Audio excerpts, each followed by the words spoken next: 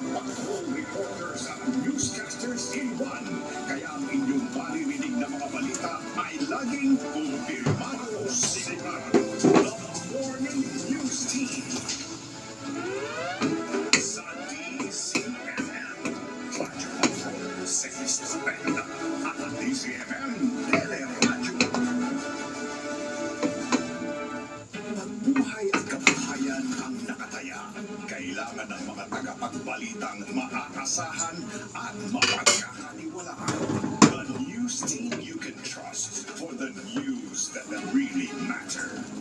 Mga balitang kumpirmado sigurado araw-araw sa inyong DCMM. Radyo Patrol, Sekis Pena at DCMM Teleradyo. Ito ang Radyo Patrol, Marlene Padiernos, DCMM. Bilang isang Radyo Patrol, ako ay hindi naman nagre-rely sa mga nakikita na nasa social media o sa online. Pero ang ginagawa ko ay kumakausap ako ng mga narapatang tao, mga opisyal. Kahit nasaan man silang parte ng Pilipinas, tinatawagan ko talaga sila para makakuha ko ng kumpirmado at sigurado informasyon na ibabalik ko mo agad sa atin. Ako si Radyo Patrol Robert Pano, ngayon ang kino-cover ko sa Senate of the Philippines. Lahat ng mga panukalang batas na isinusulong doon, siyempre kailangan pag-aralan to raise questions sa mga lawmakers natin kung tama ba ito ba talaga yung pakinabang ng panukalang batas ninyo na yan at direkta mo makikinabang at taong bayan dyan ibibigyan natin yung mga balita na dapat alam nila. DCMM Radyo Patrol sa Estrella. Una sa balita, una sa public service. Ito ang Radyo Patrol, Trisha Lindo, DZ.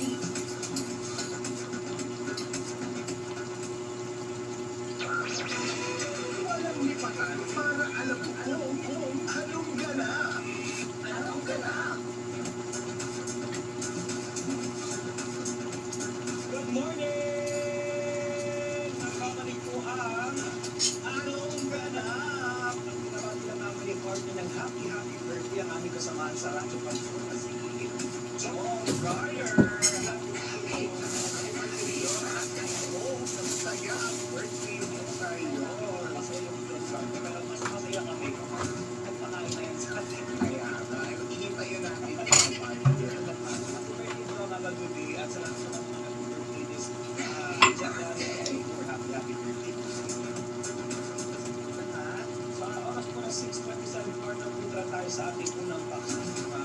Pinasa mong item kanina na may naghahain na ng panibagong blunder, reklamong blunder laban kay Vice President Sara Duterte.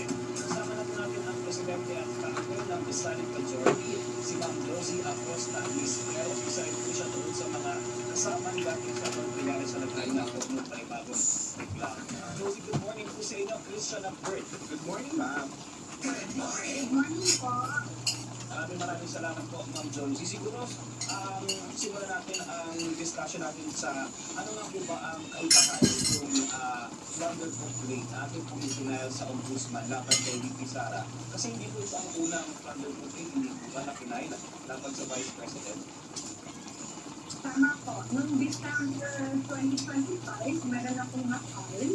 Ang kaibahan ng pag-filing na to yung December kasi, nag-focus lang siya doon sa confidential file. Pero kasi, na-establish namin na may pattern of behavior in terms of yung lack of accountability si Sara Duterte, and we wanted to cover the whole period, no? From the time that she was mayor in Davao City up to and including the confidential files. In this way po kasi makakakita na hindi parang isolated case yung confidential files, although in country you say na 650 million is isolated, no? Pero we wanted to include lahat ng nakasamputan nila in terms of corruption, graft and corruption. So, blunder lang po ang pinay natin, ma'am? Or may iba pa pong complaint kasama po yung blunder na pinay natin? meron po preventing corruption, plunder, bribery, culpable violation of the Constitution, and betrayal of public trust and other hate crimes. Ako, bukod po doon sa kasi ko napagbibigyan na ang kaibahan nito ay yung unang complaint ay mas focus siya doon sa confidential funds. Pero this time po ba, ano yung iba pang mga points na ating napuna at ating mga napansin na isinama po natin as grounds doon sa itinanagin panibagong plunder complaint? Ano po mga instances? So, tatapagis ko yung testimony ni Padriaga, no? We felt na kailangan pabusisiran. Of course, meron he said, para sa amin, kailangan na maimbestiga para malaman natin yung totoo, di ba? Kung it will be the court who will be investigating and making the decision kung magpagkakatiwalaan na ang testimony ni Padriaga, yung laban na yan ay hindi sa Facebook. Yung laban na yan ay sa content. Pangalawa, through the ombudsman, finally, mabubuksan na po natin yung mga bank accounts na matagal na pong binubugber ni former Senator Trillanes, no? Yung bank accounts that the Secretary has under her name, or in combination with her father or her husband. Yung ombudsman kasi has the power to ask the AMLC to open those bank accounts. So, sa paraan na to, hindi na kailangan ng waiver, makikita na natin kung totoo nga ba na merong billion-billion na halaga na pumapasok at lumalabas sa mga accounts na yan. Base din po dun sa inyo mga complaint, parang gusto nyo rin pong i-recommenda na sa ombudsman na gawing grounds ito o maging grounds ito para ma-impeach din si VP Sara. Yes, ma'am. Can you elaborate on that, ma'am? Yeah, absolutely. Kasi po, ang Vice Presidente naman po ay matatanggal lang through impeachment. The Ombudsman does not have the power to remove the Vice President. Pero it does, wala pong batas na nagsasabi na hindi siya pwedeng ma-investigate o hindi siya pwedeng ma-charge o ma-indict. So, kung makita ng ombudsman na may nakarapat-dapat siyang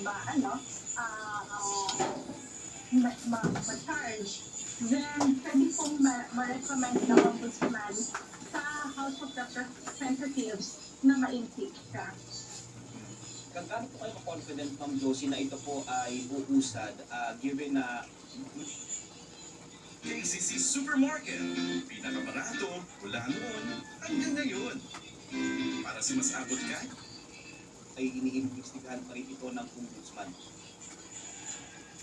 Malakas ang tiwala ko because unang-una, tignan lang po natin yung